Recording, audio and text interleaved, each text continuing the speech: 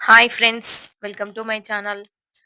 మనం ఎంతగానో ఎదురు చూసిన రోజు రానే వచ్చేసింది.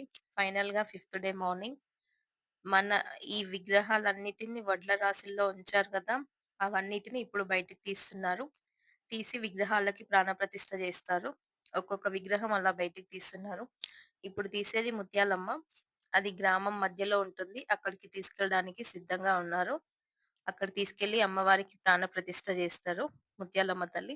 తర్వాత పార్వతీమాత ఇలా అక్కడ ఉన్న ప్రతి ఒక్క అమ్మవార్లని, స్వామివార్లని అందరిని బయటకి తీసి ప్రాణప్రతిష్ఠ చేస్తారింకా.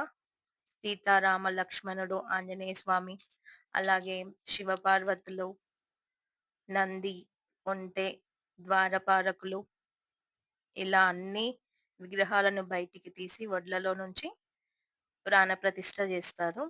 చేసిన తర్వాత కండ్లకున్న మైనం తీస్తారు. ఆ మైనం తీసిన తర్వాత ఫస్ట్ గోమాతే చూడాలి. ఎవరు చూడకూడదు. పంతులు గూడా చూడరు. గోమాతే చూడాలంట. అందరూ అలా బయటికి వచ్చిన తర్వాత గోమాత ప్రతి ఒక్క ఆలయం ముందుకు వెళ్లి విగ్రహాలను చూసిన తర్వాతే మనకు చూసే దర్శనం. అలా గోమాత గుడి చుట్టూ 3 ప్రదక్షిణలు చేసిన తర్వాత, స్వామివారిని దర్శించిన తర్వాతే మనకి చూసే అవకాశము. ఇక్కడ జీవధ్వజ స్తంభం కోసం అంతా రెడీగా ఉంది. ఇంకా టైం గాలేదు.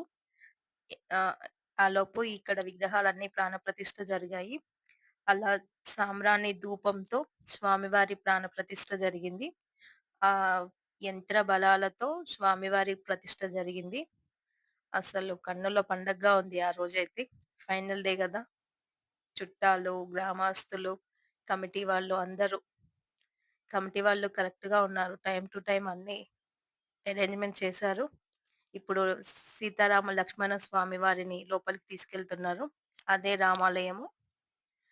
లోపల ప్రతిష్ఠించిన తర్వాత మన విగ్రహదాతలు ఎవరైతే ఉన్నారో వాళ్ళు స్వామివారికి పట్టు వస్త్రాలు, అలాగే పూలదండలు అవి తీసుకొచ్చి అలంకరించి వారితో పూజ చేపిచ్చారు. చాలా బావుంది. Thank you. Thanks for watching. Part 1 ఇది. పార్ట్ 2